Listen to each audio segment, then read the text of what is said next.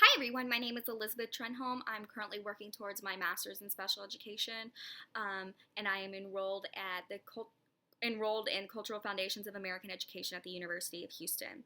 This video is made because we were supposed to interview someone who is outside our cultural group. I originally wanted to interview originally wanted to interview someone in the transgender community. However, I could not find anyone, so I decided that my efforts would probably be better used professionally if I were to interview somebody in the Hispanic community.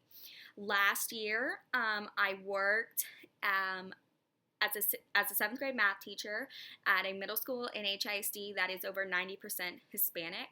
My students had talked to me about discrimination and prejudices that they had faced, but I thought that it would be interesting to discuss with other Hispanics discrimination that they may have faced. I decided to interview one of my best friends, Tracy.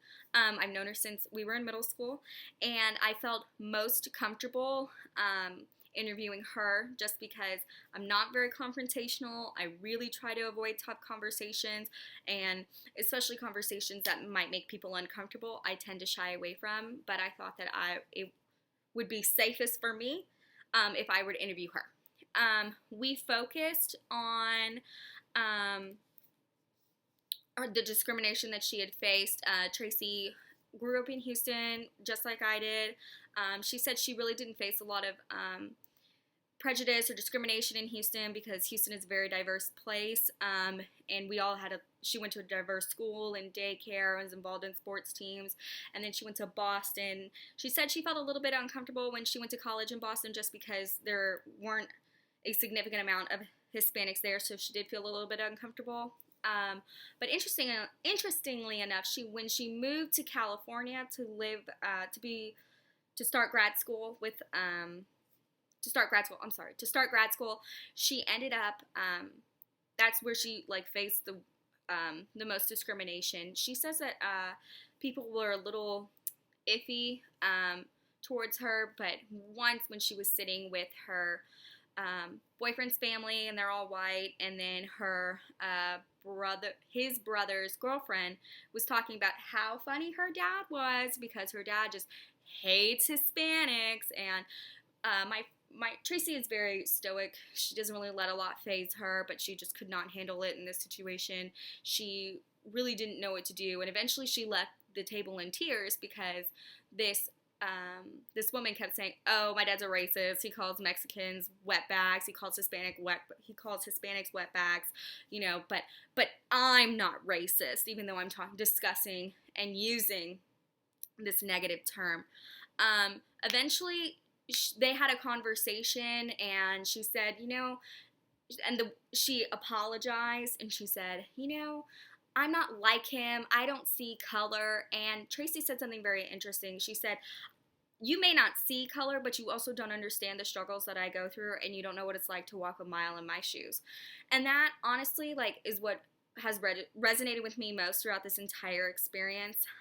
It really brings back the fact that when we talk about discrimination and prejudice, sometimes we talk on a really big scale, like groups of people experiencing discrimination and prejudice and hurtful language. But honestly, discrimination, prejudice, and hurtful language is really a human interaction. It's human to human, and it really reflects poorly on humans in general, in my opinion, about this is the way that we talk and this is the way we think and act towards people who are different than us. Also, throughout this course, it's really brought me, I really had a lot of time to think about how we treat other people and ways to combat discrimination. I think one of the easiest ways to combat discrimination, in my opinion, is to really form human connections, because if someone has a negative stereotype, you can work to break that down. I